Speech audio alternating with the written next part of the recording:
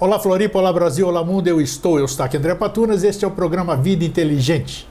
Hoje, na gravação do Vida Inteligente em comemoração, esse programa que nós estamos fazendo, doravante vai ser anual, todo fim de ano nós vamos reunir palestrantes, amigos, para proporcionar para vocês um dia inteiro de conhecimento de alto nível. Ele não tem... muito pouca gente se dedica a isso, né? Porque pouca gente se interessa por conversa de alto nível. Eu posso dizer, sem medo de errar, porque as pessoas têm outras preferências e é o livre-arbítrio delas, eu não interfiro.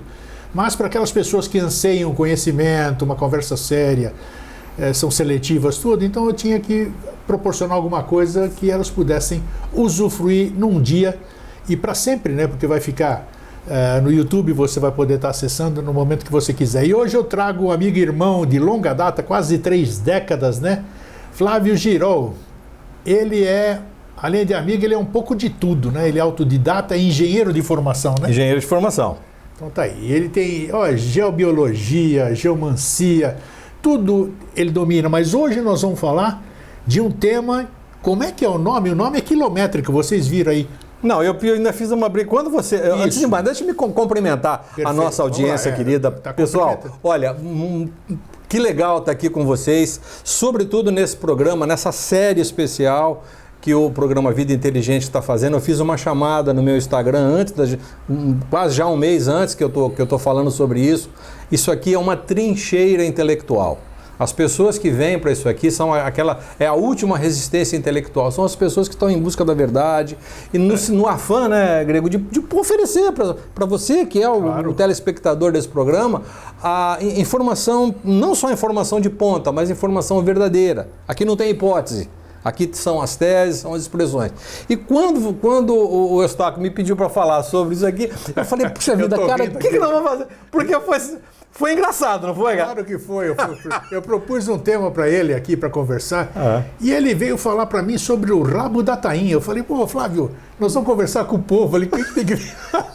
Porque o tema, eu acho que você viu o tema lá, por que a palavra energia não admite plural? É pela sua própria definição, a gente vai muito curioso discutir sobre isso aí, né? Claro. E aí eu tinha feito um subtítulo, ele falou, não vai colocar, se a gente fala depois. Estou contando os bastidores dessa conversa para falar sobre a história do rabo da tainha. Não ia caber na promoção do evento lá um subtítulo com 1 quilômetro de palavras. O que você queria dizer com... Primeiro, o tema nós já falamos, que a palavra energia não admite plural. Pô, já achei... Nunca tinha ouvido falar nisso. Pois é. Porque a gente sempre fala em energias, as energias daqui, as energias de lá, e plural. Quando você me disse que não se admite plural, energia é uma só, que você vai dissertar sobre isso, aí eu achei curioso. Aí você falou que você fez uma comparação com o rabo da tainha, o que tem que ver isso aí? Eu só vou fazer vou dar a definição de energia, depois a gente vai discutir isso aí ao longo do episódio, né? A energia é a capacidade que um sistema tem de realizar um determinado tipo de trabalho, seja ele qual for. O movimento de um carro, a turbina de um avião, a hélice de um ventilador, a gravação do programa, o piscar dos olhos, o bater da asa das borboletas. Energia é a capacidade que um sistema tem de realizar trabalho. E por definição na física, isso não admite trabalho. Você manifesta de várias formas. E aí a gente vai começar a discutir sobre isso aqui, porque a palavra energias, ela surgiu dentro de um momento muito específico da nossa história, Grego, que foi a maldita Revolução Cultural do final dos anos 60, começo dos anos 70. Tão recente assim? Isso? É bem recente isso. E por que eu falei dessa história da tainha? Porque a gente começou, por conta dessa revolução cultural, nós começamos a acreditar em coisas que as pessoas vêm dizendo pra gente. Você que não é de Florianópolis, você que não é de Santa Catarina, seja você de lugar, seja do mundo, aqui em Santa Catarina, no sul do Brasil, existe uma peculiaridade que é a pesca da tainha no período de inverno. Tá. E a tainha é um animal, um peixe, né? Quando bonitão mesmo, é um peixe aí de 3 quilos, 3,5 quilos, e é um peixe comprido, tudo mais, né? E aí, quando eu logo cheguei em Florianópolis, a dona Tude, a minha vizinha, esposa do professor Evaldo Pauli, o fundador da Escola de Filosofia, aqui da Faculdade de Filosofia da Universidade, E a dona Tude me dizia sempre, ela fazia uma tainha deliciosa, e era muito gentil, me convidou, eu e minha esposa, para comermos a tainha. E aí ela chegamos um pouquinho antes, nos primeiros dias aqui. E ela cortou o rabo da tainha para colocar a tainha na assadeira. E eu falei, mas escuta, dona Tude, por que a senhora corta o rabo da tainha? Aí ela mandou legal, né? Mandou, depois ela me explicou. É porque a minha mãe fazia exatamente assim. Ela me ensinou a fazer tainha quando a gente vai assar. Eu falei, mas a senhora nunca investigou isso? Ela falou, já investiguei e perguntei para minha avó. Repete a mesma coisa. E aí aparece o professor Evaldo, com o seu potencial filosófico e tudo, ele diz o seguinte, é que no passado, o professor Flávio era muito gentil, muito formal com as pessoas, é que no passado as tainhas eram muito maiores que as tainhas de hoje. E nós não tínhamos assadeiras muito grandes para colocar no forno. Então a gente cortava inclusive a cabeça da tainha, o rabo da tainha, para fazer ela caber. Então, hoje não tem mais necessidade de cortar o rabo da tainha e tampouco. Eu falei, mas por que a senhora corta então? Porque a gente repete e repete e repete o mesmo padrão, o jargão padrão. E tudo mais, e não. Mas não tem necessidade. Não tem necessidade porque hoje nós temos um forno grande, uma assadeira grande e as tainhas estão menores hoje. Mas só essa questão da repetição que você disse, nós poderíamos levar um programa que podia durar um ano. Falando porque como nisso, nós estamos condicionados, cristalizados a repetir exatamente as mesmas coisas. Pim, exatamente incrível, isso, tá certo?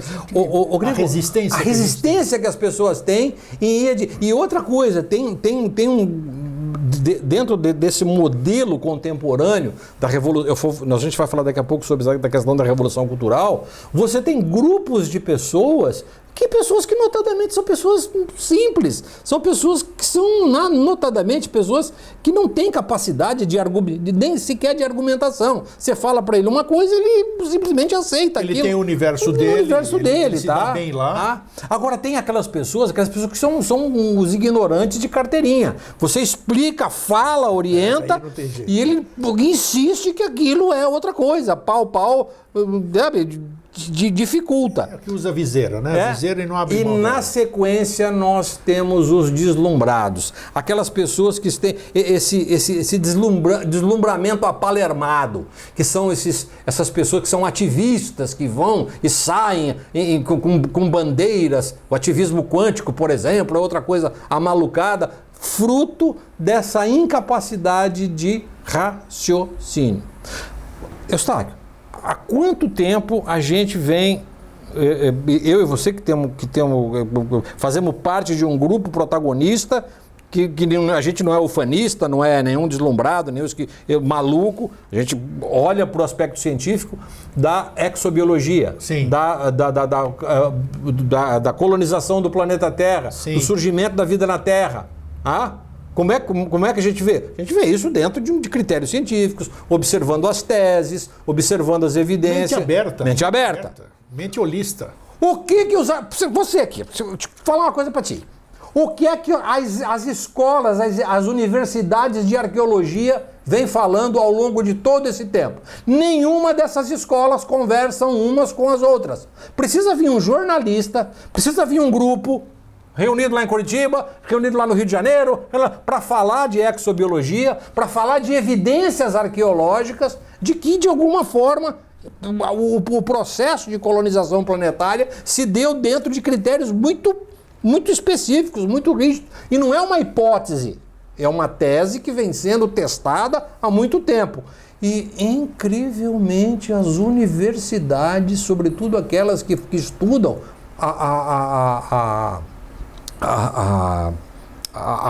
as questões arqueológica e paleontológica, elas não dão o menor ouvido para isso. O pessoal, são os deslumbrados. Né? Então, isso, de uma certa forma, veio, ao longo do tempo, Grego, contribuir com essa coisa apalermada do conhecimento. Então, aqueles que têm uma lida, né, sobretudo com questões terapêuticas, né? Sim. O olhar terapêutico, algumas pessoas, alguns professores, né, se é que a gente pode chamar de professor, começou a trazer para as questões humanas soluções simples para problemas complexos. Soluções simples para problemas complexos. Uma coisa que é da minha área de atuação, que é, além da engenharia, eu também tenho formação em medicina chinesa. Minha área de atuação foi voltado ao paciente oncológico, ao paciente que desenvolve tumor. Você não pode tratar esse paciente com coisinhas simples. Esse paciente é altamente complexo. Ele exige uma multidisciplinaridade na abordagem clínica, na abordagem interventiva, e que você não pode simplificar as coisas para esse paciente. De jeito nenhum. Nada. Imagina. Não, seria irresponsabilidade. Pô, eu e você, nós dois que somos paciente cardíaco, a gente pode aliviar a brincadeira? Não, de jeito nenhum. O máximo que as terapias complementares e terapias naturais pode fazer pela gente é o trabalho de manutenção da nossa saúde, do bem-estar e tudo. Mas é o nosso cardiologista... Os nossos remédios alopáticos... A medicação que, graças ao bom Deus, né, a inteligência humana... Segura nossa pressão, nosso batimento cardíaco. Exatamente, é isso aí, cara. A gente tem que ser pragmático nessa hora. Então, quando nós olhamos para essa questão... a questão a proporção da evolução humana, a questão da evolução planetária, a evolução enfim, da questão humana, como a questão existencial, nós vamos nos deparar com questões de alta complexidade. E recentemente, como nós havíamos começado a falar no começo da nossa conversa aqui, por final dos anos 60, começo dos anos 70, nós tivemos duas coisas, Grego, que a gente precisa chamar, dois grifozinhos, tá? E o nosso telespectador vai se lembrar de um personagem, ele vai lembrar, não tenha dúvida dele, Fritjof Capra. Pô, sem dúvida. Sem dúvida, né? Sem dúvida. É Fritjof Capra. Fritjof Capra tem aí um único trabalho, feito por uma universidade, que supostamente é uma universidade física, sabe Deus de onde veio aquela certificação. Ele escreve 2 livros, o Tal da Física e o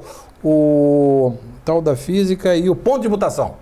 Sensacional. Sensacional esse livro, né? Tá certo. E o que aconteceu, junto com esse livro aí, ele fala um negócio ali, que aí vem a questão que eu chamo essa questão desse deslumbramento, né? Apalermado, seguido também pelo movimento paralelo da Revolução Cultural, produzido por Antônio Gramsci. Antônio Gramsci, para quem não conhece, ele escreve são 26, alguns autores falam que são 26, outros que falam que são 32 cadernos do cárcere. O Antônio Gramsci é um dos ideólogos dos movimentos totalitários ao redor do mundo. Não estou aqui fazendo juízo de valor, apenas chamando a atenção que ele foi uma das peças fundamentais para introduzir uma peça da Revolução Cultural dentro das universidades. O Brasil é um dos processos que realmente deu certo. Tanto é que as universidades brasileiras são carentes de luminares, né? O Brasil, por exemplo, não tem prêmio Nobel. Não. Nós não temos prêmio Nobel. Infelizmente. Não temos. A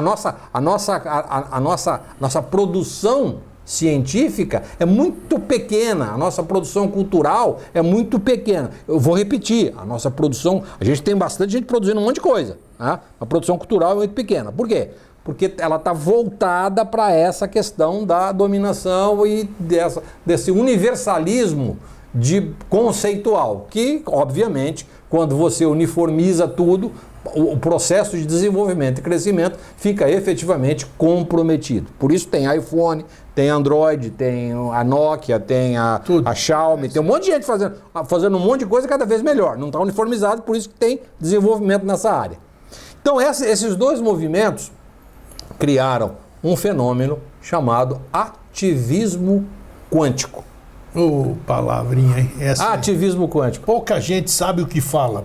Isso. Então, aí eu reputo nesse momento, Grego, em que pese o fato do Fritjof Capra ter escrito essas 2 obras, a hora que ele colocou, principalmente no Tal da Física, o fato dele ter vivido na Índia e tudo mais, eu olho para o trabalho dele assim, eu como engenheiro, como professor de física, eu tenho esse direito e tenho essa autoridade de não reputá-lo como... Ele pode ser ecologista, pode ser um bom marido, pode ser gente boa, ele só não é físico.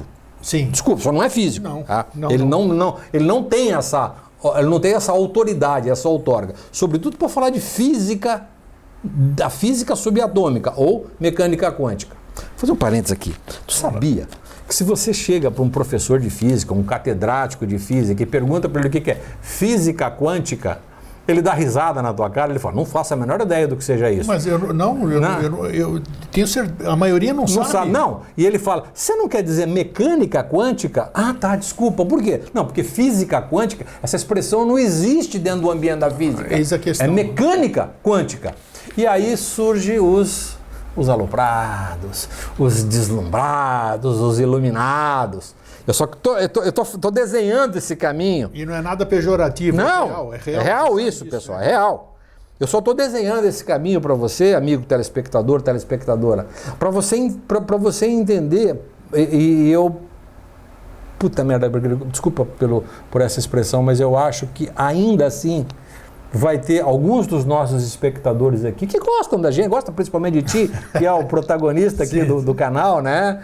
E eu passo por isso no meu canal, eu tenho quase 30 mil seguidores na minha rede social. E por mais que eu fale sobre esse tema, sobretudo dentro de classes mais específicas, ainda recebo críticas severas sobre isso. Pô, Flávio, onde já se viu isso? Tá maluco? Não, e aceitar. Você tem que aceitar a opinião alheia. Isso, claro, o respeito, né? Isso é bacana. Você tem que ter contra-argumentação convincente, pelo menos. Agora, mas eu recebo aquelas coisinhas da primeira turma, que é aquele que tem 4 neurônios.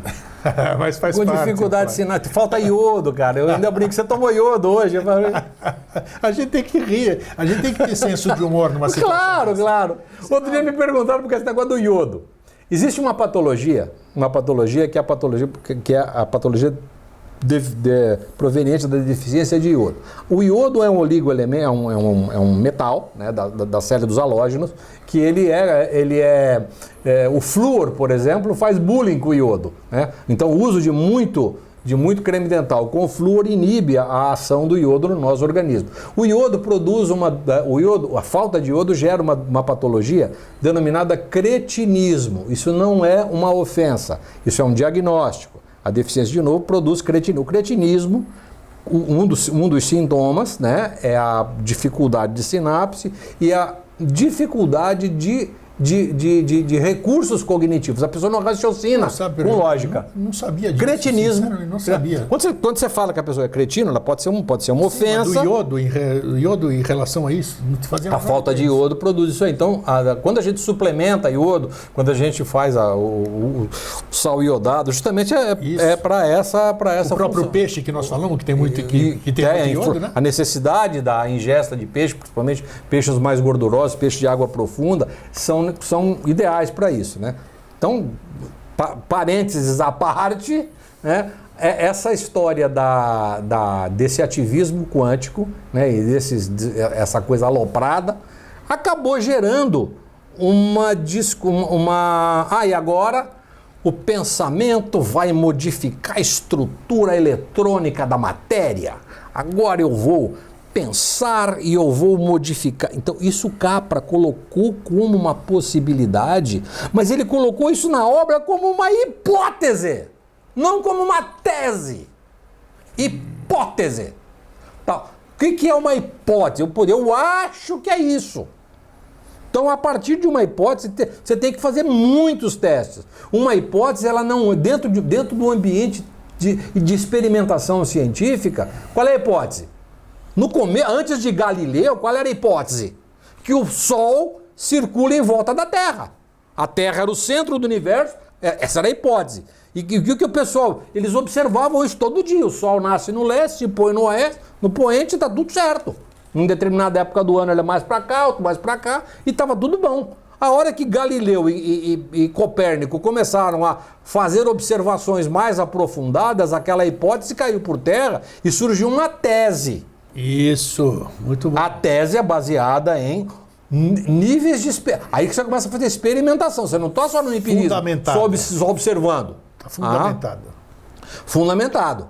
Eu tenho negócio com o Nicolau, na história do Nicolau Copérnico, que ele tinha num dos seus escritos, ele falava que a mãe dele vinha buscá-lo em uma carruagem e o levava a transitar pelo sistema solar.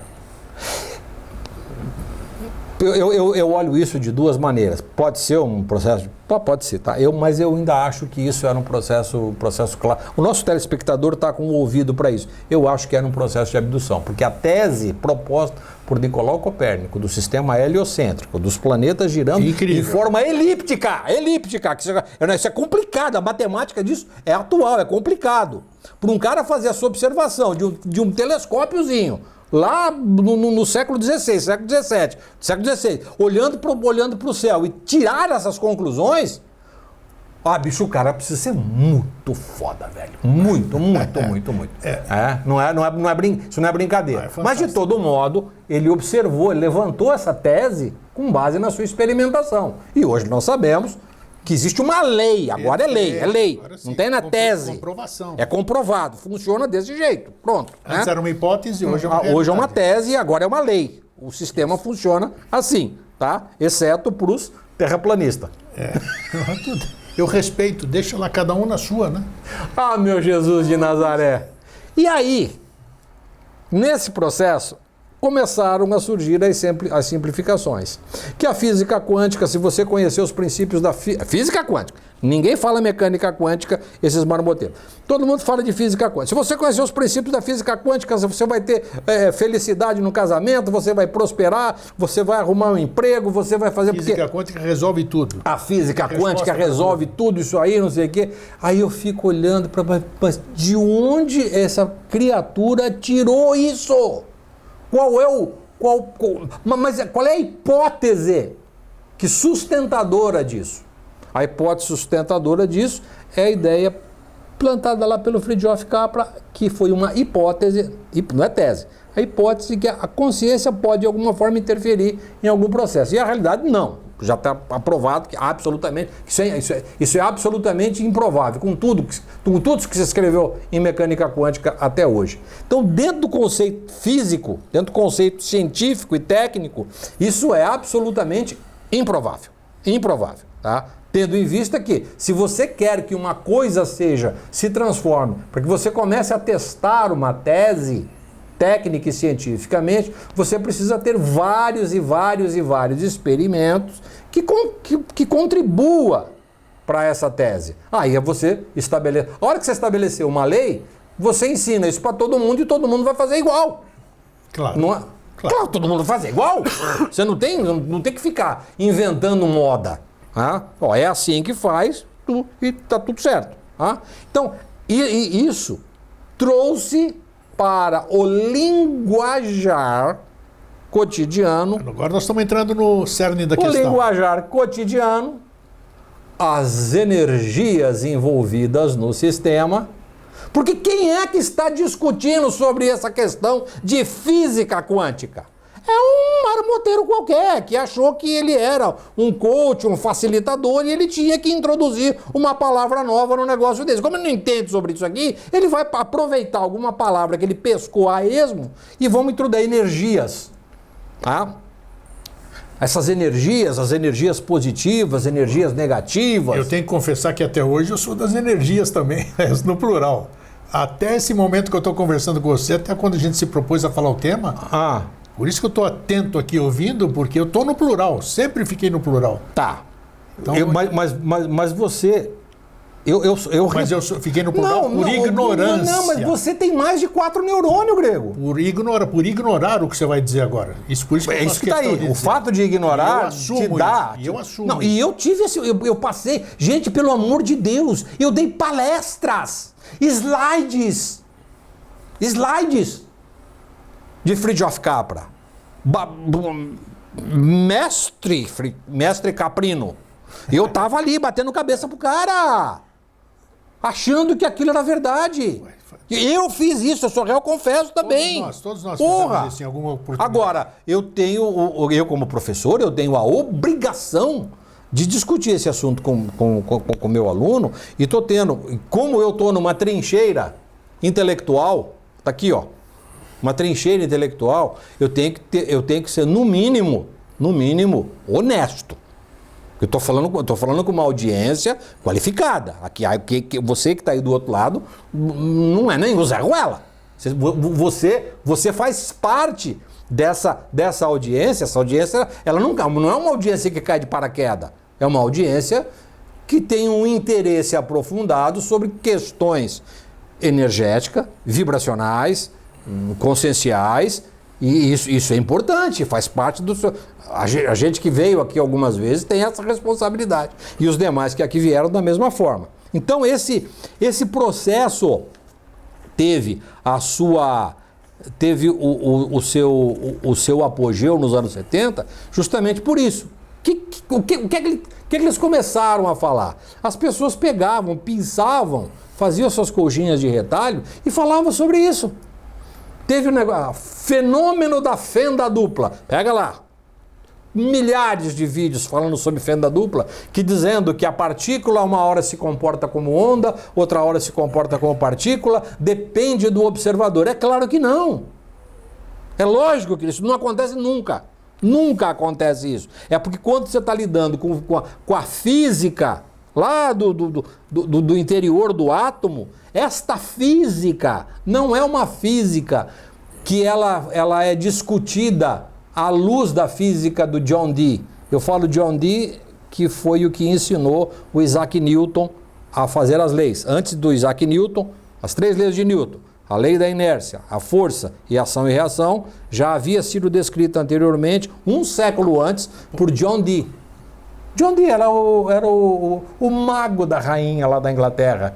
Já era professor da Trinity College, lá na Inglaterra, onde o Newton foi discípulo dele, leu os escritos dele. Eu não estou tirando absolutamente nenhum tipo de... Eu não estou tirando do Newton o protagonismo. O Newton colocou isso... O Newton tinha um conhecimento matemático excepcional.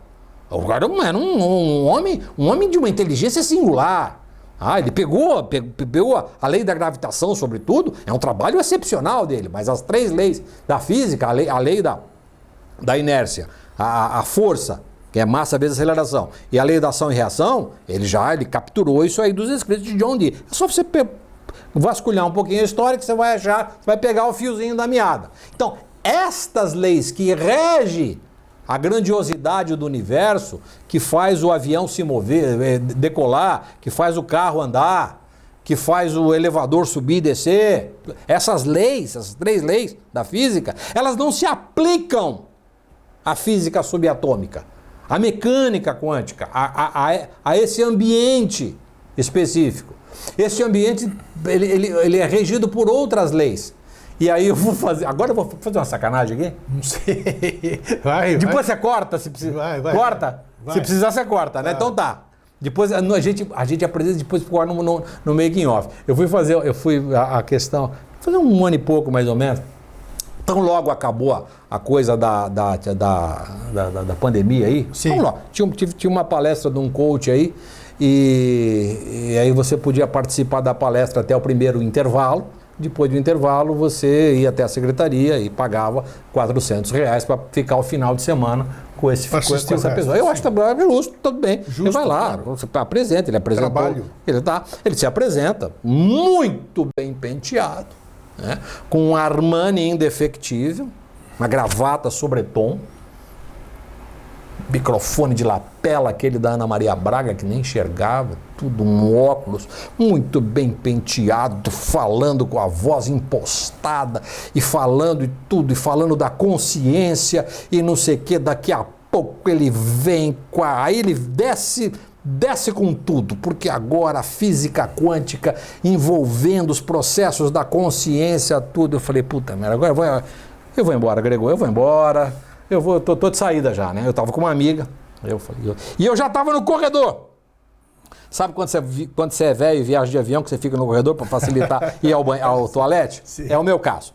E aí, não dá, deu uma brecha, eu levantei a mão e falei, professor, por um acaso, eu queria saber, a partir desse momento do escurecimento da consciência, esse momento onde nós vivemos esse obscurantismo, nós não temos nós temos dificuldade de lidar com questões existenciais e tudo mais. O senhor conseguiria fazer já que o senhor está falando de mecânica quântica, né? O senhor quer dizer mecânica quântica, né? Eu já cutuquei a onça. O senhor poderia fazer uma correlação com o fenômeno da radiação do corpo negro? Putz. Sabe quando dá tela azul? Claro. Claro. Deu tela azul. Lá na plateia. Estava no meio do salão aqui. Ele falou, mas o que você quer dizer com isso? Eu falei, não, porque eu tô, talvez a plateia aqui, eu como sou professor de física, eu imagino que a plateia aqui talvez não saiba que a mecânica quântica derivou de 4 singularidades específicas que não se tinha lei que discutia sobre isso. E uma delas é a radiação do corpo negro, efeito fotoelétrico e assim e mais outros detalhes. Então eu queria, como o senhor está fazendo essa correlação, o senhor podia relacionar uma coisa com a outra. Mas não deu outra. Amigo e amiga telespectadora, ele pediu que a gente pudesse conversar depois no intervalo. É claro está que eu fui embora. Eu não ia, porque isso ia dar, ia peitar o cara. E ele continua cobrando caro e ele continua usando a física quântica para resolver o problema das pessoas. Eu acho que isso não é legal, eu não acho isso honesto. E a questão da energia? Especificamente, que a física trouxe essa questão do processo, como eu não sei identificar o que está acontecendo numa determinada situação, eu reputo isso a questão energética. Mas, na verdade, Grego, a questão é, agora eu vou falar tecnicamente, a questão é vibracional. Você quer dizer que vibração é uma só também? Porque aí nós temos duas coisas bem interessantes. Se nós nos remetermos à cultura indiana, tá. Os Vedas têm aproximadamente de 12 a 14 mil anos os escritos dos Vedas. Os Vedas já nos davam conta que os nossos centros de força ao longo da linha média do corpo, que se projeta para frente, se projeta para trás, elas estão intimamente ligadas àquilo que vibracionalmente é o mundo manifestado. Tá. O mundo manifestado, aquilo que nós enxergamos. Estou enxergando a câmera aqui, estou enxergando o laranja, o azul, o amarelo da sua camiseta, o azul aqui da minha camiseta. Tudo isso que você está percebendo na natureza, aquilo que é manifestado, ele tem um comprimento de onda. Isso que você vê, isso que você enxerga. Tá? Ele tem um comprimento de onda que vai de 550 nanômetros até 680 nanômetros. É o espectro de cor, de frequência de cor, que é manifestado no mundo. O que está acima desse comprimento de onda é calor, é radiação, e o que está abaixo disso são questões de radiação subatômica. Então, esse mundo manifestado, na medida que você tem algumas perturbações nesse nível vibratório, você vai ter algumas disfunções, você vai ter algumas anomalias ou vai ter algumas degenerações. Então, as disfunções, anomalias e degenerações são decorrentes de um estado vibracional. Aí, pô, mas isso aí tem quantos mil anos? Isso era uma tese primária de trocentos mil anos atrás. Sim. Você pode comprovar isso. Né? Aí aparece uma veinha, uma médica lá amiga da doutora Brennan, que escreveu Mãos de Luz e Luz Emergente. Desculpe o telespectador, não está no script o nome dessa veinha. Ela é uma médica e ela começou a trazer videntes para fazer a verificação desses centros de força. Okay. E ela utilizou alguns espécimes de seres humanos tops de linha, astronautas e pilotos de caça, porque a doutora Brennan trabalhava no laboratório de propulsão a jato da NASA. Então ela tinha facilidade. Escuta, teu astronauta, chega aqui, vem cá, senta aqui, fazer uma análise contigo aqui.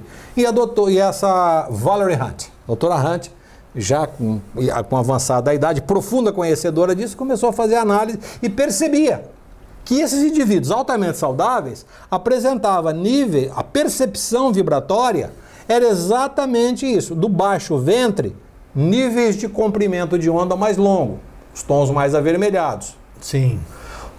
A parte digestiva e de consciência objetiva, amarelo e verde, cor cardíaco e estômago. E a parte de pensamentos e cognição elevada, os tons azulados que estavam concentrados aqui. Aí ela ficou, mas como isso é possível? Isso é uma evidência. E aí começaram a fazer as medidas das estruturas celulares do baixo ventre. As estruturas celulares, principalmente as mitocôndrias, que é o geradorzinho de energia dentro da célula. O nosso telespectador sabe o que é isso. Tem lá o núcleo da célula, tem lá o DNA, tem as organelas e tem as mitocôndrias, que é a usininha de força que produz a energia para a célula funcionar. E essas célulazinhas, grego, as células aqui do baixo ventre, com comprimentos de onda aproximadamente 680 nanômetros. É um número com 9 zeros depois da vírgula, bem pequenininho. Quando chega aqui na altura do cardíaco e do coisa, dá ordem de 580, 600, e a hora que chega aqui em cima, 500, 470 de comprimento. Ou seja, aqui a frequência é mais alta, logo o comprimento de onda é mais curto. Aqui a frequência é mais longa, mais alta. Então o comprimento de onda, a frequência é mais baixa, o comprimento de onda é mais longo. Então nós, seres existenciais, somos seres que dependemos exclusivamente de que a nossa estrutura esteja afinada para funcionar vibracionalmente dentro de determinados padrões, de determinados parâmetros, tá? Na medida que a gente tem uma alimentação inadequada, tem um trabalho, não fazemos exercício físico, não hidratamos o corpo, as nossas células tendem a se modificar àquela condição. O que ela faz? Ela funciona de forma anômala. Se a gente persiste, ela tem uma disfunção, ela deixa de cumprir o seu papel. E se você insiste com isso, ela se degenera, forma um tumor. Doença. Pronto e acabou. Flávio, mas e a energia? Energia. O seu corpo precisa de energia. De onde vem a energia que o planeta Terra vem? Sol. A única fonte de energia que nós temos é o Sol. O Sol faz chover e aumentar os mananciais das cachoeiras, que faz rodar tudo. Pronto. O Sol produz a degradação do solo, que faz os dinossauros se transformarem em lodo, e aquele lodo gera petróleo há milhões de anos. Aí nós temos a variação do clima, que faz as marés subir e descer, eu coloco um gerador e aí faz a... Então, eu tenho várias situações energéticas, várias manifestações, elétrica, magnética, eólica, química, atômica, mas a fonte é exatamente a mesma. E no nosso organismo não é diferente. Absolutamente diferente. Quando você se alimenta, você comeu lá um picolé de chocolate, você comeu lá uma lasanha, uma pizza, um sushi, tomou um suco, faz alguma coisa. Aquilo que entra em nós vai passar por um processo muito simples. Ele vai chegar no nosso baço, vai ser quebrado, as moléculas de glicose, os glicosídeos, enfim, vão entrar na nossa célula. Junto com isso entra insulina. Quebra a molécula, libera energia. Essa energia para que é? Para contrair o músculo, para piscar os nossos olhos, para fazer o peristaltismo, para fazer com que a gente ande, para recompor o nosso sono. Agora, se você ficar doente, você não vai ficar com energia negativa, você vai ficar com febre. Verdade. Você vai ficar com febre. Você está com alguma energia negativa. Não, você está com febre. Por quê? O teu organismo está produzindo uma quantidade maior de queima para se contrapor a um processo infeccioso, por exemplo, a um micro-organismo. O teu organismo está agindo positivamente. Então, se você está com febre, você não está com energia negativa. Você está despendendo uma quantidade maior para aumentar a temperatura do seu corpo, para fazer com que o mal seja debelado. Está muito frio. Está muito frio hoje. O que vai acontecer? Grande parte das nossas células, tanto é que o frio, o que acontece se você fica exposto ao frio durante muito tempo? Primeira coisa que te dá cansaço. Porque todas as suas fibras musculares próximas da pele vão trabalhar se contraindo. Para se contrair, você vai precisar gastar energia para contrair a célula. As células musculares trabalham mecanicamente. Por isso, energia é algo que dentro de um sistema faz com que um trabalho se realize. É para isso que serve energia, única e tão somente. Ela não tem plural. As energias, isso não existe. Então, a definição básica é essa daí. Agora eu vou te colocar numa saia curta. Manda bala, nego. Como dizem. Acabou o script, tá? Não, porque você já se apresentou aqui no meu programa, já conversamos em certa ocasião, e você é especialista, ou era, e se era, continua sendo. Nós já falamos de energia você já fala muito também, é uma das suas, onde você domina, energia psíquica, ataque psíquico. Ah, tá. Opa! Beleza. Isso aí. Então, fala aí. Agora, fala aí. Se existe ataque psíquico, né? E a gente que estuda mais além dessas coisas, a gente tem a cabeça holista e se mete em tudo quanto é negócio para pelo menos saber discernir amanhã e poder falar alguma coisa, a gente sabe que esse tipo de ataques está bem no tema que nós estamos falando, para poder ficar bem claro. O ataques é plural. Muitas vezes a fonte não é uma só. Como é que você explica isso? Tá, então vamos lá. Nós temos... Você captou o que eu... Perfeitamente, então tá, perfeitamente. Para gente sintonizar bem o nosso telespectador.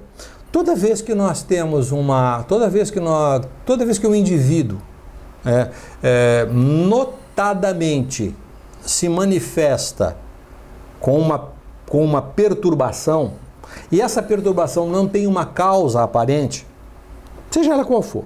Ele está gritando incontidamente, ele está transtornado, enfim, é muito comum, e isso também dentro do âmbito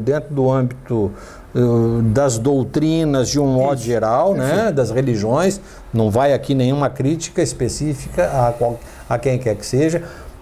As pessoas tendem também, com base nessa simplificação, simplificar isso aí. Isso é um problema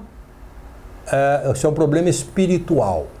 Você está com um obsessor, ou dois, ou três. Isso aí. Aí que então, eu quero chegar. O que é que se faz para isso? Geralmente, quando a gente olha para uma situação como essa, a gente tem sempre que utilizar um princípio do conhecimento que é chamado navalha de Ockham. A gente corta pelo mais... O mais simples é a resposta correta. Então, provavelmente, essa pessoa deve estar passando por uma perturbação psicoemocional decorrente de um estímulo específico. Agora, quando nós nos deparamos com questões verdadeiramente espirituais... Que existem... Indiscutivelmente, quando nós nos deparamos com questões absolutamente espirituais, em que pese o fato de efetivamente existirem, elas estão, em termos proporcionais, infinitamente menor que as condições psicoemocionais. O que acontece com o nosso pensamento, o nosso psiquismo? Existe um fenômeno. Esse fenômeno hoje ele é devidamente catalogado, é uma tese, não é uma hipótese, é uma tese, chamado transposição da consciência. O que significa isso? As pessoas conseguem, através do seu pensamento, através do seu desejo, da sua vontade, através de uma técnica específica e de um meio pelo qual eu consigo atingir o outro, utilizando a técnica da transposição da consciência, fazer com que o indivíduo passe a viver uma situação perturbadora. Notadamente à noite. A noite é um ambiente propício para isso, né? Os sonhos perturbadores, reincidentes, faz com que a pessoa, se não tiver a capacidade de racionalizar o que está acontecendo, ela vai entrar na neurose, na psicose. Um monte de gente está se identificando agora. Não tenha dúvida disso. Porque nos dias que nós estamos passando, isso está... E nós estamos vivendo isso.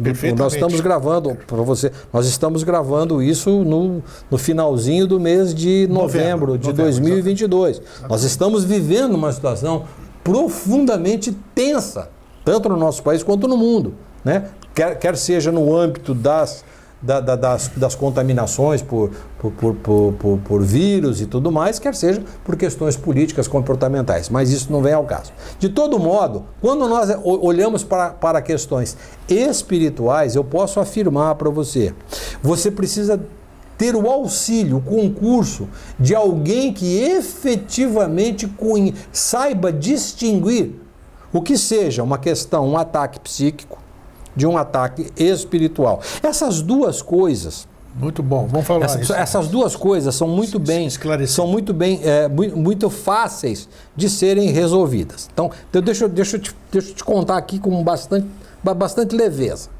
O Papa Leão III escreveu uma obra, Equinodoron. É uma das obras significativas para o tratamento de pessoas com processos obsessivos e exorcismo e tudo mais. Inclusive é o livro texto do Vaticano. É nota de rodapé do livro, do manual de exorcismo da Igreja Católica. Eu falo para as pessoas que querem entender um pouco mais sobre isso, se sirvam deste conhecimento, porque ele é muito bom. Então, se você tem um problema espiritual e você o identificou de forma absolutamente precisa, a pessoa que fez essa identificação é especialista, sabe o que está fazendo, está diagnosticado, o trabalho vai demorar aproximadamente meia hora, 1 hora para resolver o problema.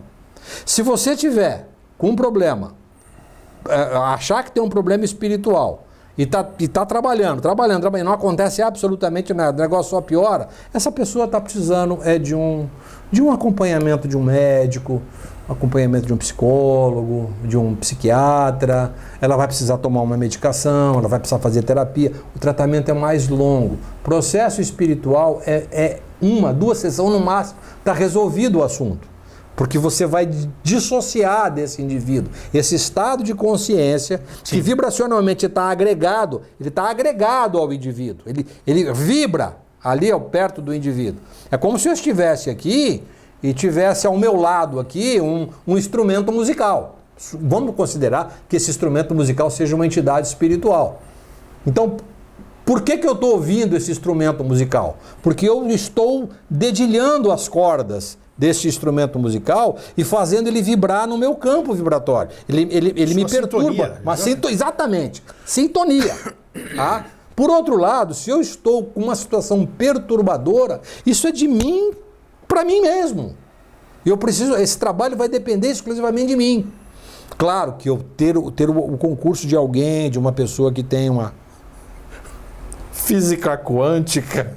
Brincadeira, para! É sacanagem, é trollagem mesmo.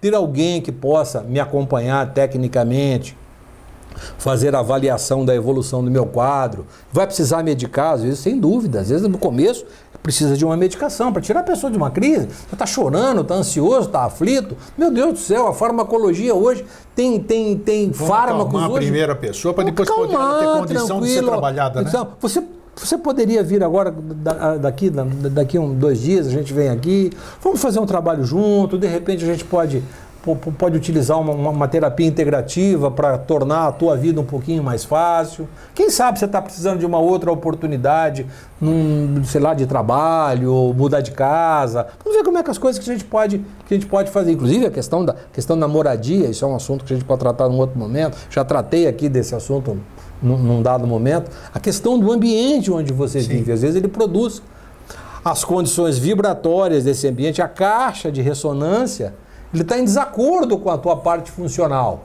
com a tua dinâmica funcional. Então, basicamente, esse é o fator. Então, lembre-se disso aqui. A energia, às vezes a pessoa está doente, não é porque ela tem uma energia negativa, estou usando a expressão equivocada, é porque ela está, por exemplo, se ela está cansada, se ela está distônica, se ela está apática, ela está precisando de carregar a bateria. Isso que eu ia Agora, citar. Por outro lado, ela pode estar muito, como é que fala, muito Red Bull, né? Muito estimulada, e ela está queimando muita energia. Né? Então, é a mesma coisa que você andar com o teu carro com um acelerador apertado até o pé. Né? Você não precisa gastar toda essa energia a ponto de aquecer o motor e queimar a junta do cabeçote. Não é necessário isso. Você pode gastar energia de forma adequada para que o equipamento funcione, ter um tempo de repouso, repor energia, descansar, ter uma vida alegre, tranquila, bem hidratada, tomando sol, se alimentando adequadamente e tornar a tua existência a mais produtiva possível. Eu só queria aproveitar a mais produtiva possível e queria deixar essa pergunta para você. Para você que está nos assistindo agora, eu acredito que a gente deva estar chegando no finalzinho da nossa conversa aqui. Se você não existisse, você faria falta? O que aconteceria se você não existisse? Ah, olha que interessante. Então, eu quando olho para mim e digo para mim mesmo quanto eu sou importante no contexto da minha vida, para os meus familiares, para os meus amigos, eu tenho absoluta tranquilidade, eu sou importante para o Grego. Porque ele é meu amigo, ele gosta de mim pra caramba. Se eu não existir por alguma razão, eu tenho certeza que ele vai ficar triste e a recíproca é verdadeira. Com certeza. Não há dúvida disso. Certeza. Porque nós somos importantes um para o outro. E nós somos importantes para uma porção de outras pessoas. Faça um elenco de pessoas que você olha para elas e diz, puxa vida, eu sou importante para aquela pessoa. Sou importante para aquela tal pessoa. Uma, duas. Faz um elenco dessas pessoas. Você vai ver quanta coisa boa você vai criar na tua vida como algo positivo. Cuidar mais de você, para você ser importante para aquela pessoa. E aqui que eu quero chegar para a gente chegar no fim da questão. Você é um autodidata, te conheço há quase 3 décadas. Você trabalhou em muitas áreas e colocou a mão na massa. Então você tem a teoria e tem a prática, que isso eu sei. Hoje nós estamos falando, o tema da nossa conversa é energia. Sabemos que com o tempo a energia do corpo, quer queira, porque ela depende de órgãos, e os órgãos... Ela se esvai, né? Perfeitamente. Perfeitamente. Não é que ela se esvai, é que o recipiente dela começa a se tornar inadequado. É que nem a bateria de celular, né? Você carrega, descarrega. Um dia ele não carrega tão bem. Perfeito. Você colocou muito bem. Então a pergunta é,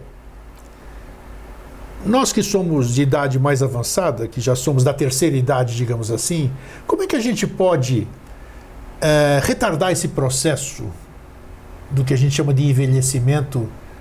A energia pode nos ajudar nesse aspecto ou não? Tá, então eu captei. Nós temos um princípio.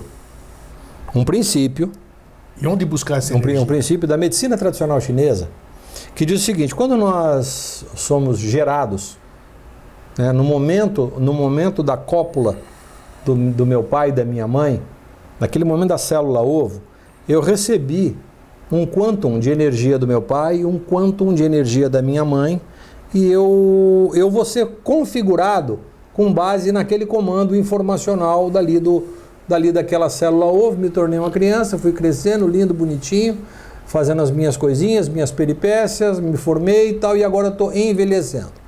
Então, durante esse tempo todo, como a bateria de um celular carrega, descarrega, e durante algumas etapas da nossa vida, nós fizemos coisas que não deveríamos ter feito.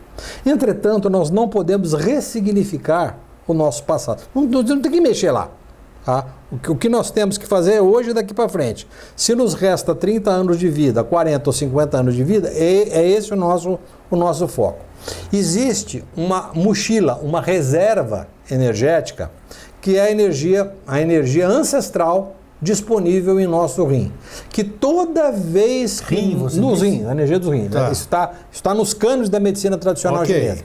Okay. Toda vez que a gente não tem uma alimentação adequada, não temos um tempo de repouso, não temos uma hidratação adequada, nós insistimos numa alimentação cuja digestão é difícil, os nossos rins vão dispor de parte dessa energia que está na nossa mochila, só que esta energia a gente não repõe mais. Ela vai diminuindo. Ela não aumenta, mas vai diminuindo aos pouquinhos. Então, um dos segredos é evitar que esta energia ancestral, que esta reserva energética dos nossos rins não decaia de forma absoluta. Toda vez que há o decaimento da energia do rim, a primeira coisa que acontece é as anomalias cardiorrespiratórias. É o nosso caso. Eu e você somos exemplos disso. O tipo da nossa cardiopatia. Em algum momento, a gente... Só que nós não temos como modificar o passado, a gente tem como modificar o futuro. É isso aí. Então, daqui para frente, o que nós temos que fazer? Dieta. Uma dieta bem tranquila. Jejum de 13, 14 horas. O que significa isso? 5, 6 horas da tarde, a última refeição. Vai comer no outro dia, às 10 horas da manhã. O jejum intermitente, dentre outras coisas, ele produz um aclaramento em nossas mentes, aumenta a sinapse cerebral. A hidratação. A gente que já está mais velhinho, as nossas células precisam de muita água. Muita água mesmo.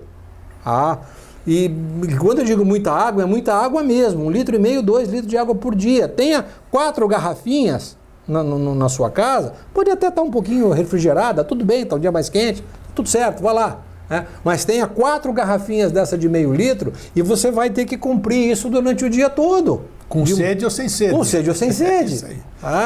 Procure evitar aqueles sucos industrializados, sobretudo os pasteurizados, que tem uma grande carga de glicose e que, consequentemente, aumenta os seus picos de insulina. Então, a ideia é baixar o nível insulínico, aumentar a sudorese, caminhando, tomando sol, repondo os nutrientes e tendo, Gregor, uma coisa que eu falo assim, tenha sempre alguém para cuidar de você.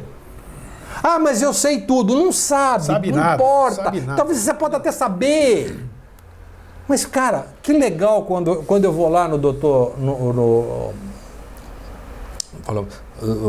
doutor Tales, lá no doutor Odi, que são meus médicos, que eu sento ali, eles me reconhecem como uma pessoa de autoridade. Às vezes me fazem algumas perguntas assim, meio sem graça, mas eu estou aqui, eu quero que você cuide de mim, cara.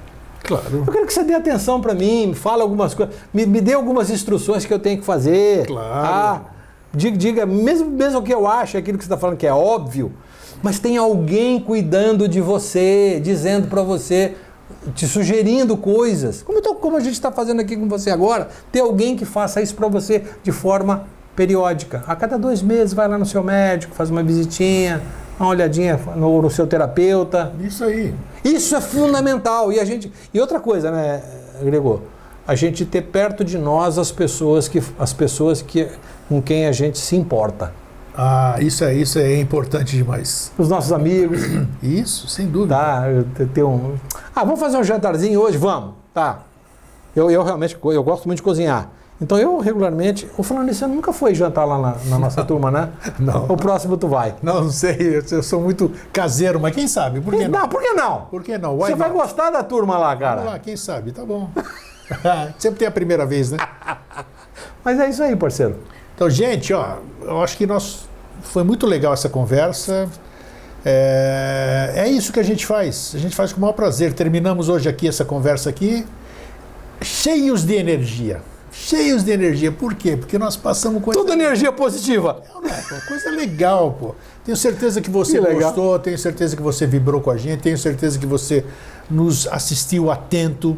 E você vai colocar agora na sua peneira, que a gente chama aquela palavrinha mágica que é o discernimento, né? Isso. O que o Flávio falou, aquilo lá eu gostei. O que eu não gostei, tchau. Legal, perfeito. Aproveita o que ele falou de legal. Aguarde, o resto você deixa fora. É isso aí.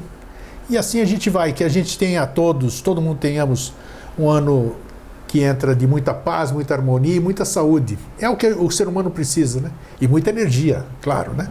O resto a gente tira de letra. Flavião, muito obrigado, meu querido. Muito obrigado a você. Eu queria finalizar isso aqui dizendo que aqui no estúdio, não sei se você sabe, aqui no estúdio tem todas as referências de uma das maiores civilizações do planeta de todos os tempos, que é a civilização grega. Grécia aqui dentro. A Grécia, as vibrações, as energias, as vibrações da Grécia estão presentes aqui. E a palavra energia ela deriva de uma palavra do grego que é ergo. E ergo em grego é trabalho. Trabalho. Trabalho. Então, energia é a capacidade que o sistema de realizar um trabalho. Então, fica essa fala final aqui, acrescida de um muito obrigado por você estar conosco aqui, me ouvindo com atenção e tudo mais, e é um prazer enorme, né? Diga para as pessoas que você gosta, que você ama, com as pessoas que você se importa, mostra para elas esse vídeo, mostra para elas essa série que foi muito importante. As pessoas que aqui tiveram, que vão me suceder ou que me antecederam, são pessoas motivadas a fazer coisas boas, tá bom? Com certeza. Grande abraço para vocês e muito obrigado. Fraterno abraço e um feliz sempre.